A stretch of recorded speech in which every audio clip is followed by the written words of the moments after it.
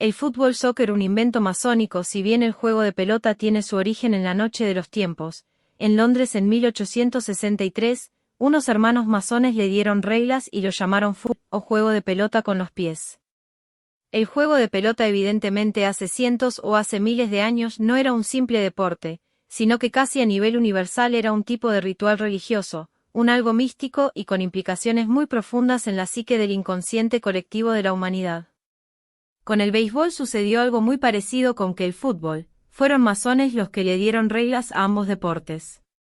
Sin duda, la obsesión de nosotros los masones por darle orden a todo, es que le dimos orden tanto al béisbol como al fútbol soccer, así como a otras disciplinas. Los invito a investigar junto conmigo las connotaciones históricas del fútbol soccer. Ya años atrás escribí de cómo la masonería influyó en la creación del béisbol, pero ahora le toca el turno al fútbol soccer. Los orígenes del fútbol y de Freemasons Arms condenado al fútbol, soccer, y habiendo leído de masonería, me di cuenta de una historia, sobre el pub inglés en el que se encontraba la Football Association. Fundada el 26 de octubre de 1863 en Londres, me propuse ahondar más en el tema. Ese primer día se redactaron las primeras reglas del juego, como la prohibición del uso de las manos para los jugadores de campo. Ese momento marcó la separación entre el fútbol y otras formas de juego de pelota como el rugby. La historia que da origen al deporte que hoy conocemos como fútbol soccer recorre los orígenes del fútbol desde los juegos prehistóricos. Se afirma que la creación de la Asociación de Fútbol tuvo lugar en The Freemasons Arms ubicado en Great Queen Street. Ese pub en realidad ya no está allí sino en otra calle, la calle Lonacre, a unos 100 metros del lugar original. Se proporciona una explicación plausible. La fundación de la Asociación de Fútbol tuvo lugar en la taberna de los Freemasons, pero ese pub aparentemente fue demolido y para continuar con su negocio se construyó Masons Arms a unos 100 metros como les decía, que no es lo mismo pero aparentemente reivindica el legado del anterior. De hecho, la taberna de los masones habría estado ubicada en Great Queen Street, donde se encuentra el nuevo Freemasons Hall. Ese lugar, la taberna de los masones, está adorando con los orígenes de un juego como el fútbol. Hoy el lugar solamente es de interés para masones, pero no tanto para aficionados, ya que solo hay un pequeño altar en una pared con algunas piezas que recuerdan la relación del pub masónico con el fútbol. Incluso los camareros del bar AP tenían una idea de cuál es la relación del fútbol soccer con la masonería. Lamentablemente, en todo esto un pedazo de la historia parece haberse perdido, pero conociendo lo masónico, un simple hecho como este, que podría ser casual, da pie a lo que es muy posible, y es que eventos dan a mover unos engranajes con implicaciones insospechadas en sus repercusiones, y determinan plenamente a que millones de personas sean influenciadas, en este caso por el deporte del fútbol. ¿El fútbol de verdad un invento masón? Se preguntarán. Y este evento determinante recoge la historia que un 26 de octubre de 1863 se fundó oficialmente la Asociación Inglesa de Fútbol Soccer, que es la primera en la historia y por ende la más antigua del mundo. Ese día hermanos masones establecieron por escrito las primeras reglas básicas del fútbol casi íntegras a como las conocemos hoy en día. Así, la reunión de masones se llevó a cabo en la taberna de masones perteneciente a la logia Reina Elizabeth número 11 de Londres, Inglaterra, donde de masones determinaron las reglas y características de dicho juego, en el cual destaca su influencia masónica, tomando en cuenta lo siguiente: el campo de juego posee las acciones áureas características de la arquitectura masónica, arquitectura de proporciones áureas sagradas para la construcción de templos masónicos, la forma en cada esquina asemeja al compás masónico, el balón oficial de juego con cuadrados negros y blancos, que se puede identificar perfectamente, con el piso ajedrezado en la logia. También, los primeros escudos de los clubes de fútbol eran características triangulares y la mayoría de ellos se encuentran cargados de alegorías masónicas. La cantidad de jugadores es el número primo 11 y asimismo la cantidad de cargos que pueden conformar una logia justa y perfecta. Pues con el mínimo de 7 integrantes se puede también jugar un partido de fútbol. La duración de un partido de fútbol son 90 minutos en promedio, en referencia a la escuadra, y cada medio tiempo dura 45 minutos usando la apertura del compás. También, el fútbol retoma el espíritu masónico de libertad, igualdad y fraternidad, al no ser distinción de nacionalidad, raza, ideología, religión, ni género, ideología política o posición económica social. Entonces el fútbol sin duda es un masón. Ahora vamos a la siguiente historia del juego de pelota, que fue previo al nacimiento masónico del fútbol soccer. Conoceremos cómo fueron los orígenes del fútbol. Y veremos que algunas versiones primitivas del fútbol los jugadores podían usar toda la violencia que quisieran, excepto matar al rival. Ya sabrán que el fútbol es el deporte rey en muchísimos países de todo el mundo. Si preguntamos al mejor jugador de la historia, seguramente saldrán nombres como Franz Anton Beckenbauer, Maradona, Pelé, Garrincha, André Pierre Gignac, Hugo Sánchez, Puskás, Beckenbauer, Cruyff, Di Stéfano, George Best, Ronaldo Nazario, Van Basten o los más actuales Cristiano Ronaldo y Messi, entre otros. En la actualidad hay unos 1.500 millones de aficionados en todo el planeta, que viven con gran emoción, cada 4 años, la disputa de la Copa del Mundo. Pero los juegos de pelota tienen una larga tradición. Desde siglos, incluso milenios, pueblos de todos los continentes han practicado deportes que tenían por objetivo pasarse una pelota entre los jugadores de un mismo equipo, ya fuera con las manos, los pies o incluso, como veremos en el México prehispánico, con la cadera, y conseguir que esa bola terminara atravesando o golpeando una marca o estructura que hoy llamamos portería. El conocer esos deportes antiguos que fueron los precursores de lo que hoy es el fútbol moderno. Les aseguro que hay mucha historia e incluso mitología detrás de ellos. Viajaremos a lugares como la antigua Grecia, en Mesoamérica con los aztecas, los mayas, los olmecas, China, Japón, Tailandia, Roma, Florencia e Inglaterra. Leer de esto durará mucho menos que un partido, pero será interesante ver cómo la masonería inventa el soccer con evidentemente fines esotéricos, como si se tratara de proseguir con ese pasado místico del juego de pelota. En lugar de ir en orden cronológico, nuestro viaje lo realizaremos por continentes. Y la primera parada la haremos en América, en los pueblos precolombinos de Mesoamérica, territorios que abarcan los actuales países de México, Belice, Guatemala, Honduras, El Salvador, parte de Nicaragua y Costa Rica. Hace unos 3.500 años, en estas regiones se empezó a practicar el juego de pelota. A menudo, más que una práctica deportiva, era un ritual religioso, y, como tal, podía incluir sacrificios humanos. El juego de pelota no solo estaba ligado a actos religiosos, también a eventos políticos y de recreación social, y por ende la distracción de los problemas sociales, y así el deporte del juego de pelota fue y es el pan y el circo del pueblo, y de esto se hizo desde las logias masónicas. E incluso en el antiguo México, se hacían apuestas para bellas doncellas. Hay un punto que no comprendemos ahora, y es que entre los antiguos mayas, no se sacrificaba al perdedor sino al vencedor, ya que iría a un lugar paradisíaco a disfrutar de los mejor. Es muy interesante la cosmovisión del juego, que aún hoy se conserva. En la versión de cadera, se golpea con ella porque representa la fertilidad del cuerpo y según la cosmovisión de los pueblos mesoamericanos, al usarla para darle movimiento a la pelota, se propicia la fecundidad de la tierra. La bola es la representación del sol, y los jugadores representan al cosmos, a los planetas, y como estos no pueden chocar entre sí, si los jugadores llegan a chocar durante un partido, sería un punto para el equipo rival. Ya dijimos que la pelota estaba hecha de hule natural, de la sangre o savia, de un árbol, y por ello se considera que tiene vida. Una vez en movimiento la pelota, el jugador no puede quitarle la vida a esa pelota porque entonces es un punto que gana el otro equipo. Así, este deporte ancestral, cultural e histórico es revivido por la FEMUC, Ullama México Tenochtitlán y Teotlacoxinsuitziltin, que trabajan por revitalizar y dar visibilidad a este sagrado juego. Nace el fútbol moderno a partir de la masonería. La excesiva violencia con que se jugaba el fútbol hizo que muchos aficionados protestaran. Por ejemplo, estudiantes de la Universidad de Cambridge se reunieron para alegar contra la rudeza del balompié.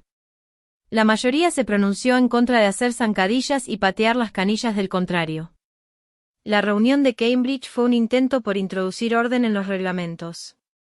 En diciembre de 1863, meses después del encuentro, representantes de 11 clubes interesados en formar la primera liga se reunieron en la Freemasons para crear la primera asociación de fútbol. Aprovechando esta oportunidad, los representantes de la Universidad de Cambridge participan de la reunión con el fin de extirpar la excesiva rudeza del fútbol. Fue entre cervezas y algarabía donde el rugby se separa definitivamente del fútbol. Luego de esta reunión ya no se podía pegar al adversario por debajo de la canilla y hacer zancadillas. Los férreos defensores del rugby que estaban en minoría se retiraron. El 8 de diciembre de 1863 es la fecha en que nace el fútbol moderno. En 1868 se prohíbe tomar el balón con las manos. El fútbol, con las reglas que se conocen en la actualidad, empieza a difundirse. Fue el inglés Charles Alcock el hombre al que se le atribuye la creación, en 1872, de la primera liga de fútbol del planeta. 15 clubes participaron y fue ganada por Wanderers. En 1872 se jugó el primer partido entre países. Jugaron las selecciones de Inglaterra y Escocia. Durante esta época nace una polémica, debido a que no existía la tradición de pagarle a los jugadores por practicar el fútbol. La siguiente parada en este viaje por la historia de los precursores del fútbol moderno nos llevará hasta Asia, China. La obra, Estrategias de los reinos combatientes, un clásico de la historiografía china que data del siglo III antes de nuestra era, ya menciona el Cuju, o Tsuchu. Seu significa en chino y Shu, pelota hecha de cuero, así que Cuju significa, pateando una pelota.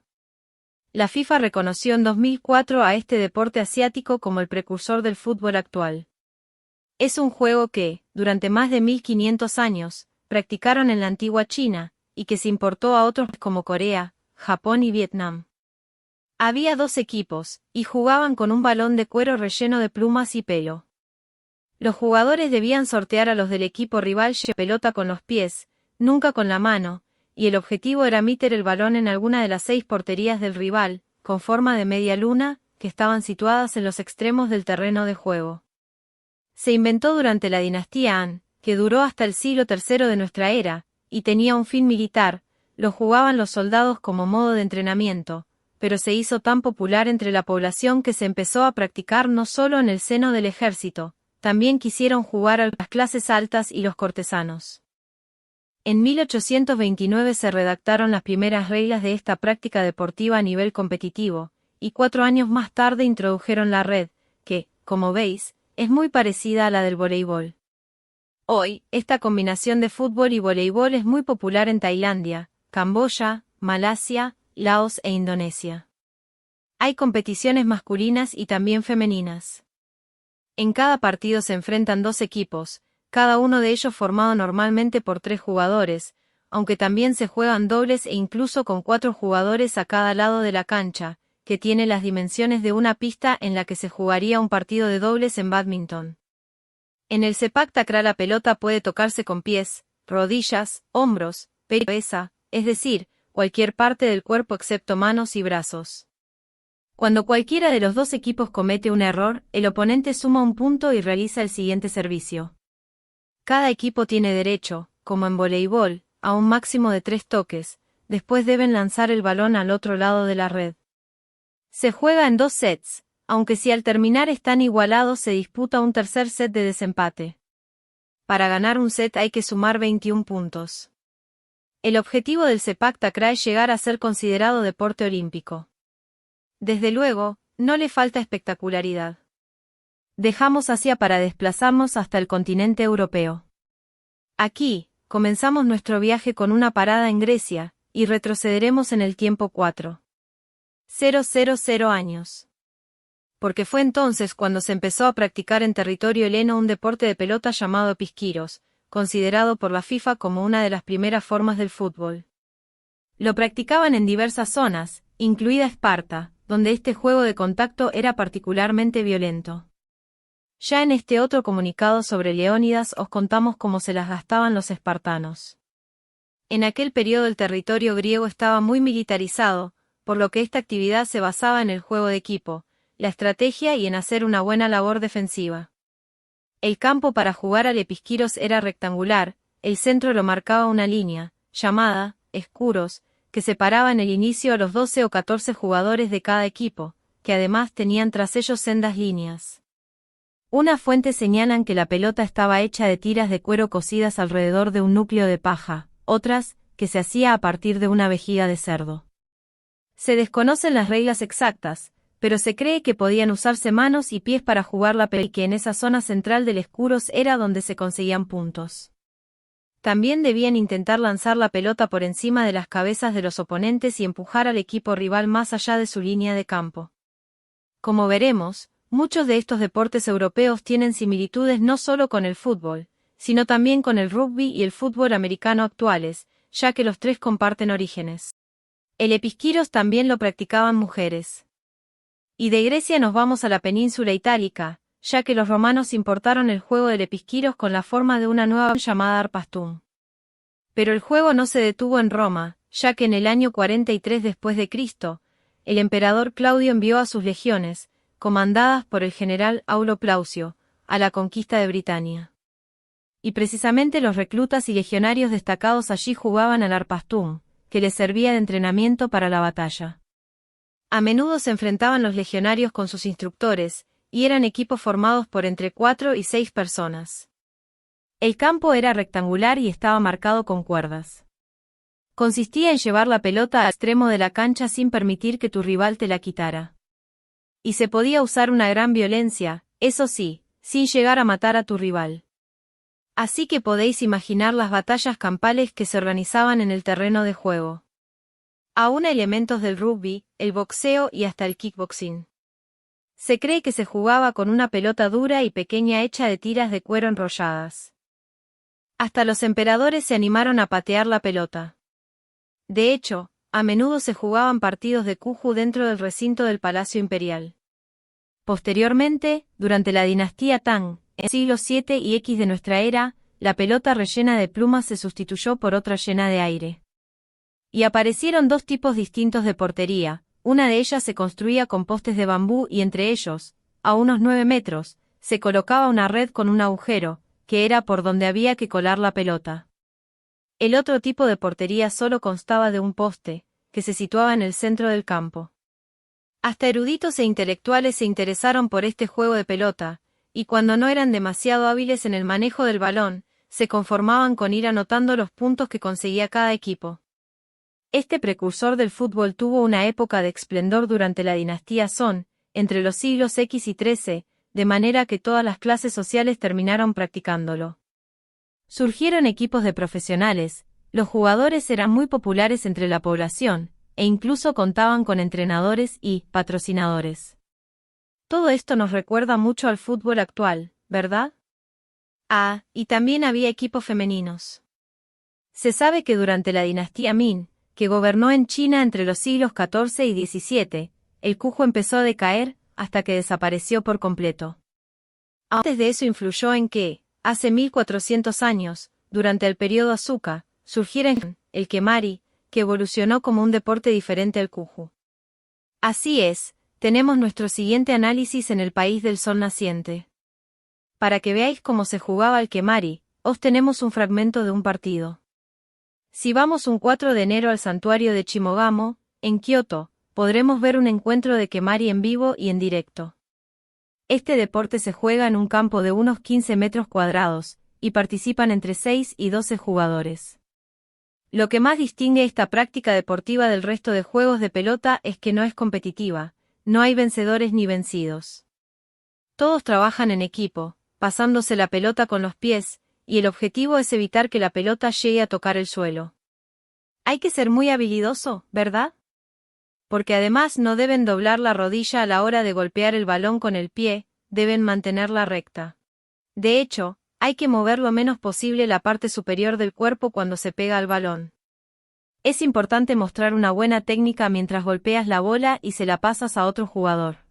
Y aquí no tiene cabida quien abusa del juego individualista, ya sabéis, el típico chupón, morfón o traílla, ya que después de dar 3 toques a la pelota tienes que pasársela a un compañero.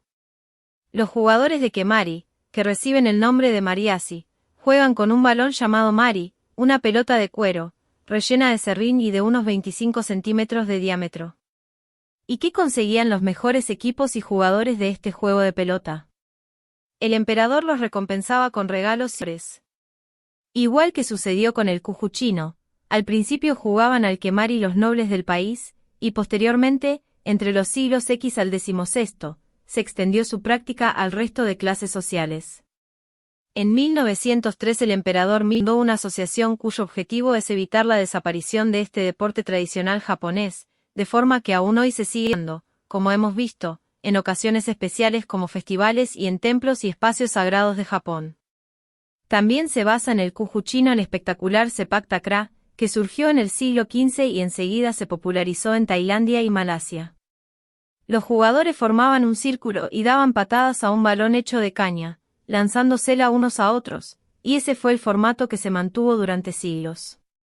En Bangkok, se puede ver en los murales del templo Wat Prakayu, conocido como Templo del Buda de Esmeralda, al dios hindú Hanuman, que es un dios mono, jugando a este deporte con un grupo de monos. La versión moderna del Sepak Takraw surgió en Tailandia a principios del siglo XIX. En el México prehispánico se asegura que el juego de pelota recreaba de forma simbólica el mítico combate entre el sol, Huitzilopochtli, y su hermana la luna, Coyolxauhqui. El juego era un rito que propiciaba, gracias a los jugadores, el movimiento de los astros en el cielo. La pelota simbolizaba el sol, y, como el juego es una representación del cosmos, nunca debía detenerse. En él, Popol Vuh, también conocido como Libro del Consejo y en el que encontramos gran parte de las tradiciones de la cultura maya, es una obra de gran valor ético y espiritual. Se cuenta la historia de dos gemelos, Hunahpu y Xbalanque, que derrotaron a los dioses malvados del inframundo en una cancha del juego de pelota y después ascendieron al cielo convertidos en el sol y la luna, respectivamente. ¿Cómo eran las reglas del juego?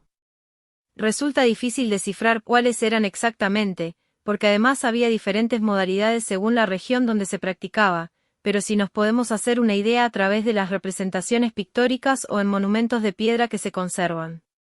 Se cree que podía enfrentar a los contendientes de uno, en parejas o por equipos. La bola, que pesaba entre 2 y 5 kilos, estaba hecha de hule de caucho y era pesada pero con mucho rebote.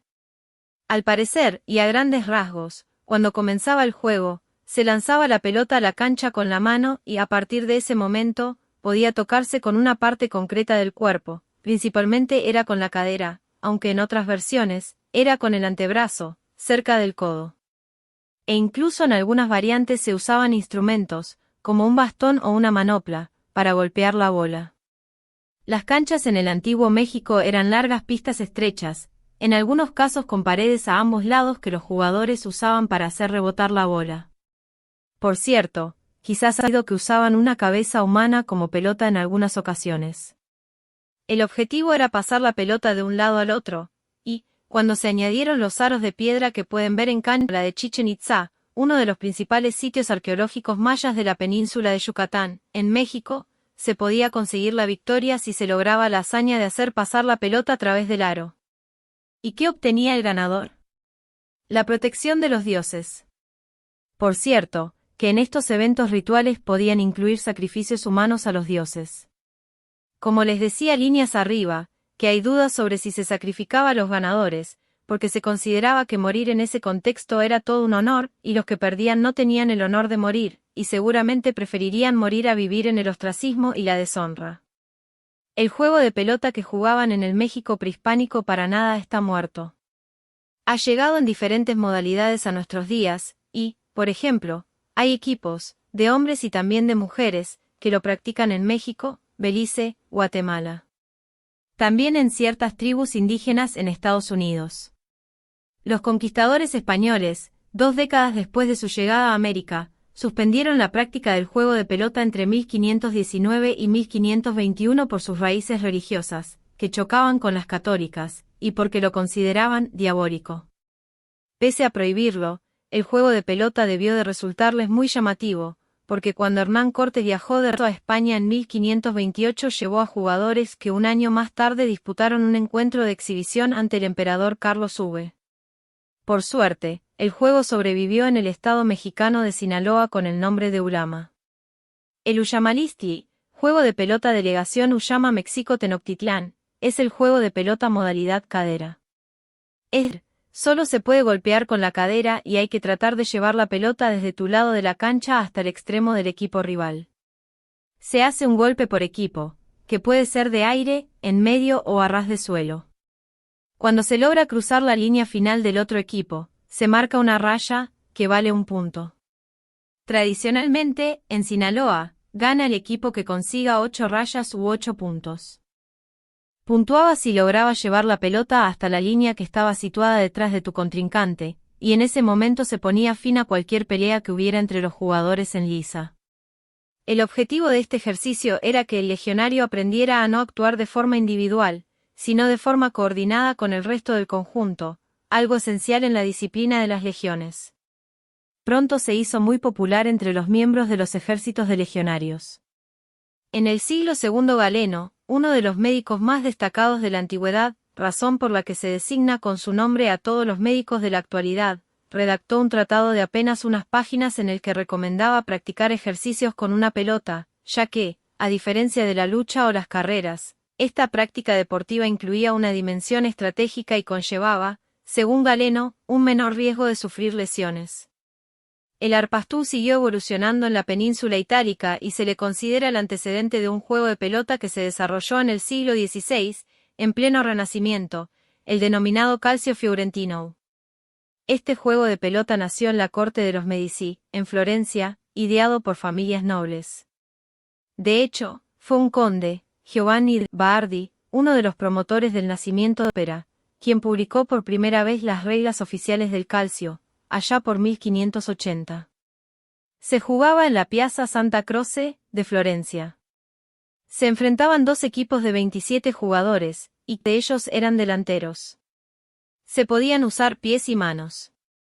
Para marcar había que llevar el balón al otro extremo del campo, que estaba cubierto por arena y era de dimensiones parecidas a un campo de fútbol de hoy en día. Como su antecesor, era un deporte muy agresivo. Con tantos jugadores en liza lógicamente necesitan bastantes árbitros. 8 en total, un principal y había 6 jueces de línea y lo que llamaban un maestro de campo. En un principio solo lo practicaban los nobles con dinero, y jugaban cada noche entre la Epifanía y la Cuaresma. Se dice que los Medici eran asiduos de estos partidos. Y que los papas Clemente VII, León XI, ambos con sangre Medici, y Urbano VIII lo practicaron.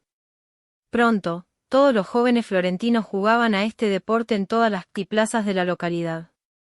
Su partido más famoso se disputó el 17 de febrero de 1530, que fue el que inspiró la recreación que se hace en la actualidad. En aquella fecha los florentinos se encontraban asediados por las tropas del emperador Carlos V, que deseaba reinstaurar en el poder a los Medici, expulsados de Florencia 3 años antes. El sitio de la ciudad, comandado por el aristócrata flamenco Filiberto de Chalons, príncipe de Orange y virrey de Nápoles, se había iniciado el otoño anterior, y en febrero, los florentinos, pese a estar exhaustos y hambrientos, organizaron este partido. Según una fuente, para distraerse del asedio que sufrían, según otras, como una forma de provocación contra las fuerzas de Carlos V, para demostrarle al emperador que no estaban dispuestos a dejar sus tradiciones y costumbres. El 3 de agosto de ese año fallecieron los líderes de aquella contienda, el propio Filiberto de Chalons y el mejor capitán de Florencia, Francesco Ferruccio, quien, tras ser hecho prisionero, y pese a estar herido de gravedad, fue ejecutado a manos de su enemigo Fabricio Maramaldo. Pocos días después, la República de Florencia terminó capitulando ante los españoles y los Medici recuperaron el poder. El calcio fiorentino se dejó de jugar en torno al siglo XVIII, pero regresó en 1930, para festejar el cuarto centenario del partido celebrado durante el asedio del emperador español, y hoy en día se sigue practicando. Podrán ver los 3 partidos que se disputan cada año en la Piazza Santa Croce si visitáis Florencia en junio. La final se juega siempre en la tarde del 24 de junio, es decir, en San Juan, ya que es el patrón de la ciudad. Y se enfrentan los 4 barrios históricos de Florencia, cada uno representado por los característicos colores de sus libreas. Hoy ya no se pueden dar golpes bajos ni patadas en la cabeza, pero, si se permiten cabezazos, puñetazos, codazos. También es heredero del arpastún romano el nuevo juego de pelota del que vamos a hablar, la soule o choule, palabra que viene del normando y significa empujar. Para ello, iniciamos viaje hasta el noroeste de Francia, y pondremos el foco en Normandía y la antigua región de Picardía, donde en la Edad Media confluían las culturas germano-romana, a través de los francos, y la escandinava. Por ello se cree que el origen de la soule, primo del rugby y el fútbol, también puede estar vinculado al Natliv, un juego muy popular durante la era vikinga de Islandia y para el que se usaba una pelota dura que se golpeaba con un palo. Porque había dos modalidades de choule, la grande choule, que se juega con pies y manos, y la choule cross, que se juega con palos. La primera mención escrita que hallamos de la choule data del siglo XII.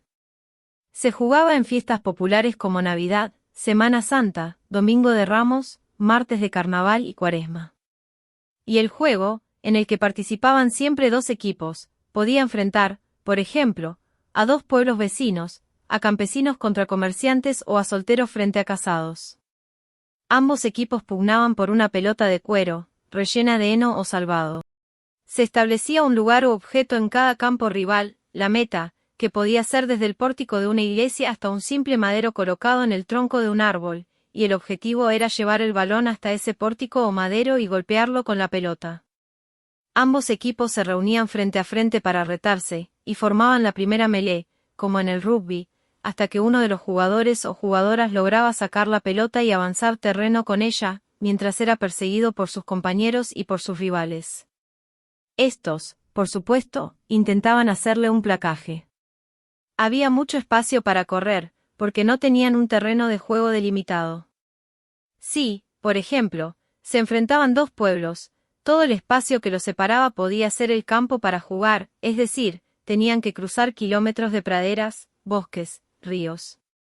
Hasta que uno de los equipos lograba llegar con la pelota a la meta y ganaba. El partido solía durar todo el día, e incluso se aplazaba para el día siguiente si ninguno de los equipos lograba llegar al objetivo del contrario. Hubo épocas, como la del rey francés Carlos V, llamado el Sabio, en las que se prohibió porque se consideraba un juego demasiado violento, y también porque alejaba a los campesinos del entrenamiento con arco y ballesta, que resultaba más práctico si había que hacer frente a unos posibles invasores del reino. Hoy en día, se siguen celebrando partidos, por ejemplo, en Tricot, en la región de Alta Francia, cada lunes de Pascua se enfrentan los casados solteros del pueblo, el primero que lanza la pelota por encima de la casa designada para cada equipo gana. También en Vendôme, de la región centro, celebran aún encuentros de choule. Para proseguir nuestro viaje, vamos a cruzar el Canal de la Mancha, y, en el tiempo, nos remontaremos también a la Edad Media. Nos espera el fútbol de carnaval o fútbol medieval inglés.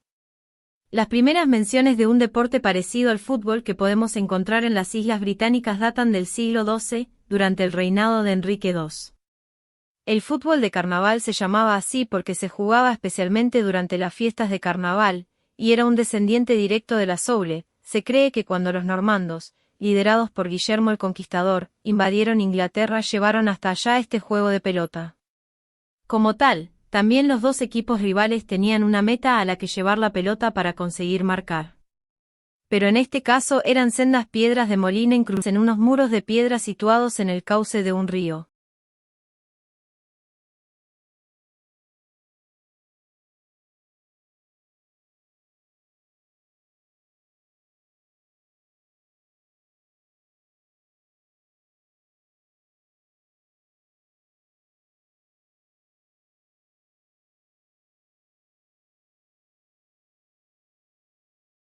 El fútbol de carnaval se jugaba con un balón que pesaba bastante, así que era difícil de llevar.